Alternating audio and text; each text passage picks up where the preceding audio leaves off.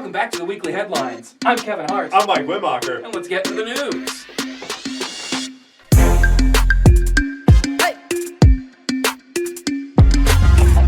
5 years of ass kissing and all I got was this lousy t-shirt. Yep, that's what Congressman Rodney Davis is probably saying now that former President Home Alone 2 Cameo has thrown his support behind Davis's opponent, Mary, Hitler was right about one thing, Miller.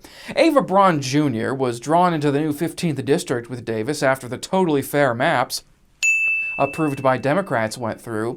Even with Dorito Mussolini's blessing, it may be an uphill battle for Miller to beat Rodney since he is incumbent and not batshit crazy. But if Miller pulls this off, it'll be a triumph of her will. It was reported earlier this week that the city of Springfield had collected $140,000 in coins from downtown parking meters from between March of 2020 and the end of 2021.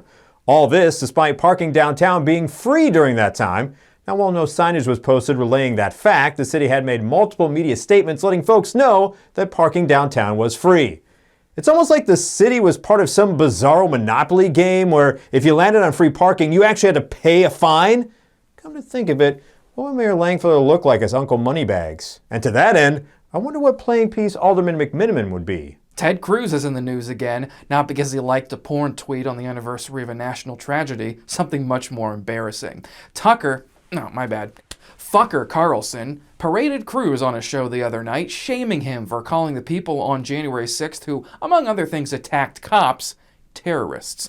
Well, I guess blue lives don't really matter if you're protecting the Capitol, at least according to resting Klan face over there. Between this professional cuck, this pedophile, this skeleton with a skin draped over, this alcoholic rapist, and this steak salesman, bet y'all wish you clapped for Jeb Bush, huh? Earlier this week, we observed the one-year anniversary of these yahoos storming the Capitol and trying to put an end to democracy. Of course, people reflected on the event in a variety of ways, and some even straight up denied it even happened. Now, a retired Florida man had planned on holding a press conference that day, but then abruptly canceled it. I'm not quite sure who talked some semblance of sense into Haggard Vance, but I'm pretty sure Melania said, "Sure, you remember that anniversary, but not ours." In rambling Orange Grimace's defense, when you've been married as many times as he has, it's hard to keep it all straight. Regardless of how much some GOP want to downplay it, January 6th will live in infamy. While Democrats and literally 2 Republicans remembered what happened that day, Pelosi said, "We have a special surprise." And God, this is the one time that I want the staff of a restaurant to come out clapping with a day-old cupcake.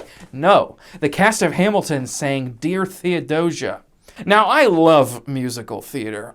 I love the arts, and I even love old Lin-Manuel Miranda with his rhymes at the bad times on the house floor trying to prevent the next civil war, but read the goddamn room where it happened. Listen, it could have been worse. At least the Democrats didn't try to sing show tunes during the attack. We're gonna need a lot of luck to get out of this. Don't worry. I know something that'll get us out of this.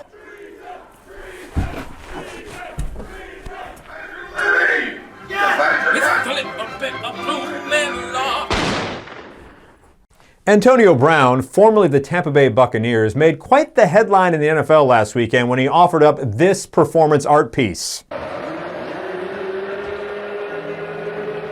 Brown says he was upset because the Bucs were making him play through a serious ankle injury, whereas the Buccaneers say Brown was upset with his lack of targets in the game. I say this was either the best recreation of the F you I'm out scene from Half-Baked or the oddest deleted scene from one of the Magic Mike films. And those are your weekly headlines. I'm Mike Wimmacher. I'm Kevin Hart. And we are